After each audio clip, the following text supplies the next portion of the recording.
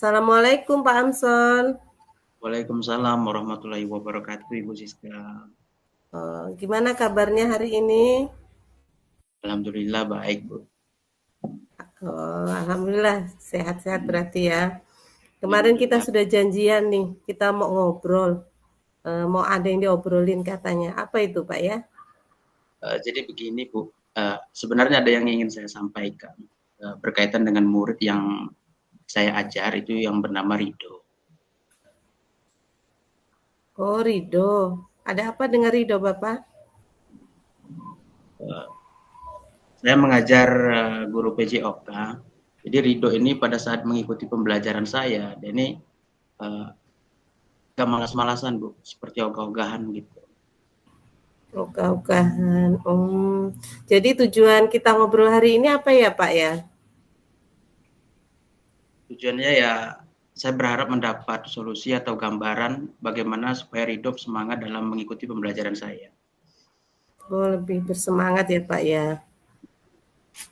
Terus kalau menurut Bapak ini ya, kalau kita bicara skala nilai dari 0 sampai 10 ya Pak, misalnya kalau skala 0 itu kita anggap memang anak nggak mau mengerjakan tugas sama sekali, nggak mau ikut olahraga sama sekali, dengan skala 10 dengan kriteria aktif, mau mengerjakan tanpa harus didorong-dorong dengan sendirinya.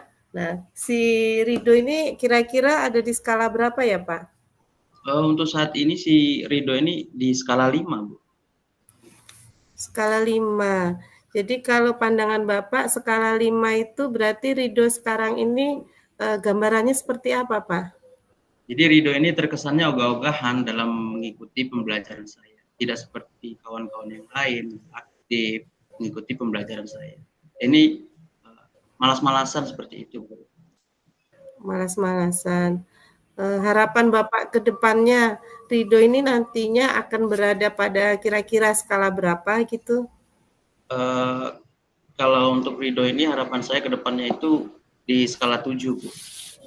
Skala 7. Jadi kalau skala 7 itu gambaran si Rido ini akan menjadi seperti apa, Bapak?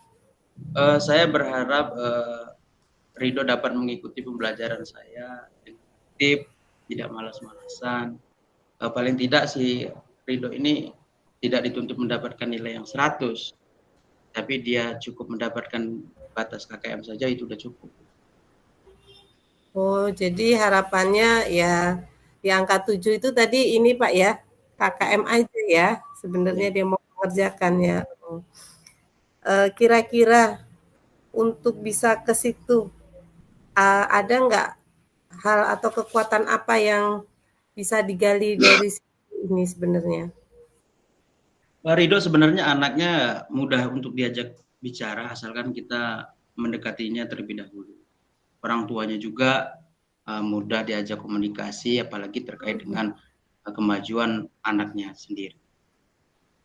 Oh, bagus ya Pak ya. Jadi kalau tidak salah saya menangkap tadi Rido itu sebenarnya enak diajak komunikasi begitu ya Pak ya?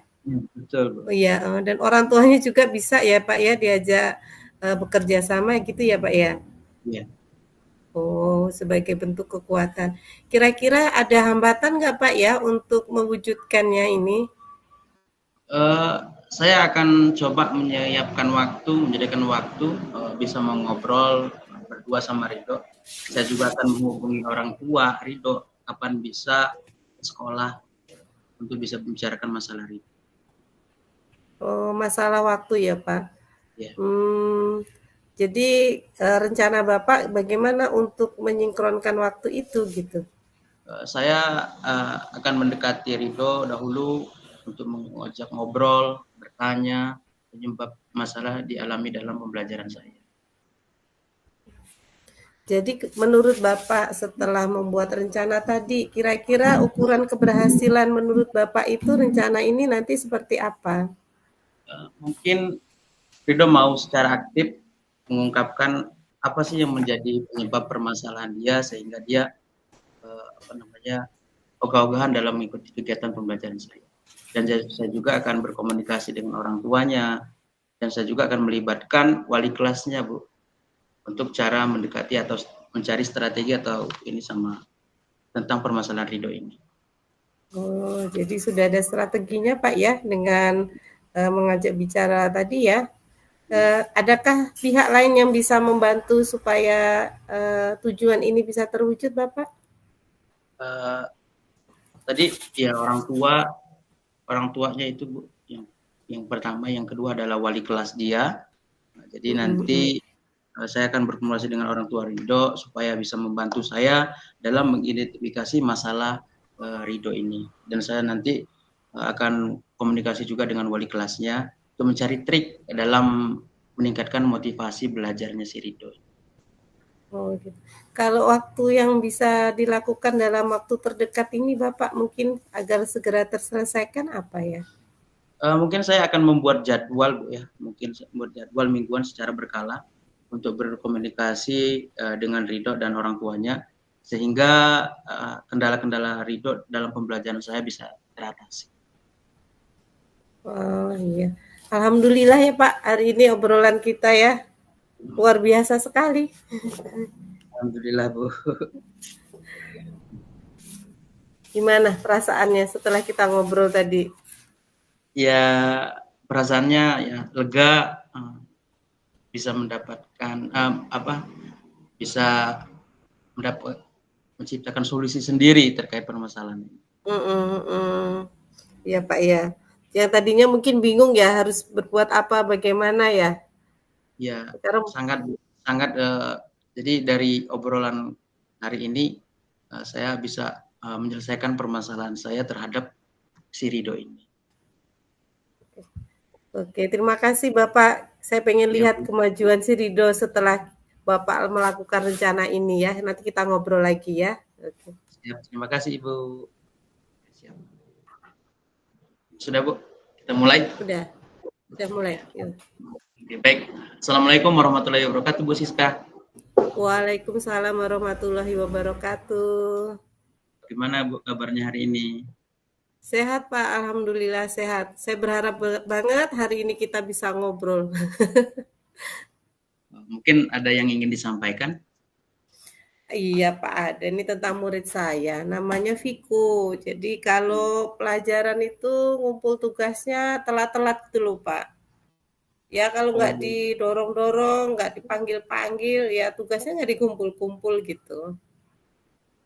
Tentang murid Ibu yang bernama Piko. Jadi Iya. apakah tujuan dari obrolan kita hari ini? Sebenarnya karena saya bingung Pak ya kalau mikir sendiri. Saya tuh berharap ada solusi lah. Gimana caranya Viko ini nggak perlu lagi tugas itu saya panggil, saya dorong-dorong, tapi secara intrinsik dalam dirinya itu ya memang tugas dan tanggung jawabnya mau menyelesaikan tepat waktu gitu Pak. Berdasarkan yang Ibu sampaikan, saya menangkap tentang Viko ini dia tidak mengumpulkan tugas tepat waktu ya Bu. Iya benar sekali Pak. Apa tujuan akhir dari obrolan kita hari ini? Ya saya berharap Viko itu berubah secara mandiri untuk mau mengumpulkan tugasnya Pak. Yaitu perubahan itu nggak cuma sekali dua kali, tapi memang benar-benar dari dirinya dan sikap itu nantinya terbawa sampai nanti gitu Pak. Iya. Kira-kira menurut Ibu tentang kondisi Piko dari skala 0 sampai dengan 10, di mana skala 0 berarti tidak mengikuti kegiatan pembelajaran dan skala 10 di mana mengumpulkan tugas tepat waktu. Di mana ke posisi Piko saat ini? Kalau perkiraan saya Viko itu ada di posisi 4 ya Pak. Tugasnya ngumpul, cuma itu tadi harus saya panggil dulu. Nanti kalau ngumpulnya sudah terlambat juga kadang suka ngawur ngerjainnya salah-salahan. Jadi nilainya ya nggak maksimal gitu. Jika menurut Ibu pada posisi 4, seperti apa gambaran Piko saat ini? Kalau tadi saat ini gambarannya 4, kalau harapan saya pribadi Pak ya, paling nggak 7 aja lah di skala 7. Skala 7 itu ya moga-moga lah bisa tercapai gitu. Skala 7 yang Ibu harapkan pada Ridho itu seperti apa Bu gambarannya? Harapan saya sih dia secara mandiri mau mengumpul tugasnya. Tugasnya itu nggak harus 100 sih Pak nilainya, yang penting KKM aja. Dengan batas nilai 65 itu sudah cukup bagi saya, sudah ada perkembangan, kemajuan yang tadinya ogah-ogahan, ngawur-ngawur nilainya jadi kecil. Harapan saya dia mau mengumpul secara mandiri dengan sungguh-sungguh gitu, dengan capaian KKM minimal.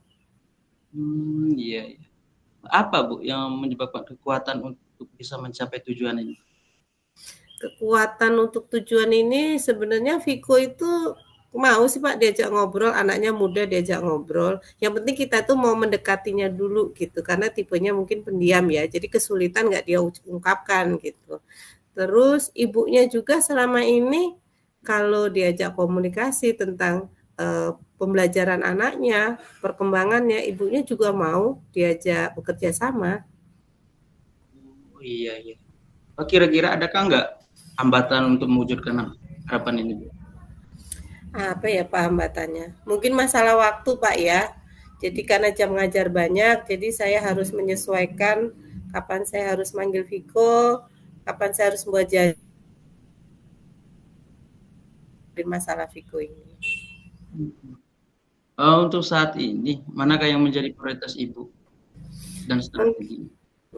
Prioritas saya mungkin saya panggil Vikonya dahulu kali Pak ya. Saya ajak ngobrol dulu dari hati ke hati supaya dia mau terbuka kalau mengalami masalah pembelajaran sehingga bisa teratasi dengan lebih cepat gitu.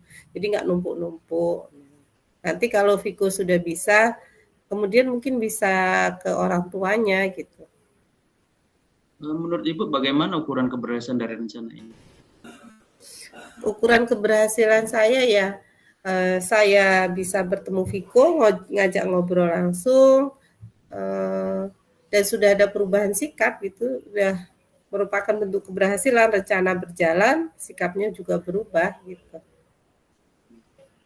Nah, kira-kira siapa yang dapat membantu Ibu supaya hal ini dapat terwujud? Yang bisa membantu saya mungkin selain orang tuanya untuk sebagai pengontrol pembelajaran di rumahnya, mungkin saya minta bantuan guru BK kali Pak ya. Saya akan ngajak ngobrol guru BK, siapa tahu beliau punya trik untuk meningkatkan motivasi belajar siswa. Iya. Apa saja yang dapat membantu komitmen Ibu untuk supaya rencana ini tetap terlaksana? Komitmen saya harus konsekuen untuk membuat jadwal pertemuan dengan Viko. Kemudian saya juga akan membuat janji dengan orang tuanya. Paling tidak saya punya jadwal khusus untuk bisa ngobrol dengan Viko gitu, Pak. Apakah hal yang segera dapat Ibu lakukan dalam waktu dekat ini? Yang waktu dekat ya tadi itu mungkin ya Pak ya, ya itu ketemu Vikonya dulu Pak, ngajak ngobrol, tanya dulu masalah dia apa dengan pembelajaran saya. Kalau mengalami kesulitan sebenarnya Viko tidak perlu sungkan-sungkan lagi untuk ketemu saya gitu, ngobrol gitu. Alhamdulillah. Obrolan kita hari ini luar biasa ya Bu ya. Iya Pak, awalnya saya bingung loh Pak, kayak mana mengatasi si Viko ini. Kayaknya pusing sendiri saya mikir setelah obrolan ini, alhamdulillah luar biasa betul Pak. Saya dapat solusi dari masalah ini. Terima kasih banyak Pak ya. Iya Bu, sama-sama. Saya juga mendapatkan banyak pelajaran dari percakapan kita hari ini. Alhamdulillah.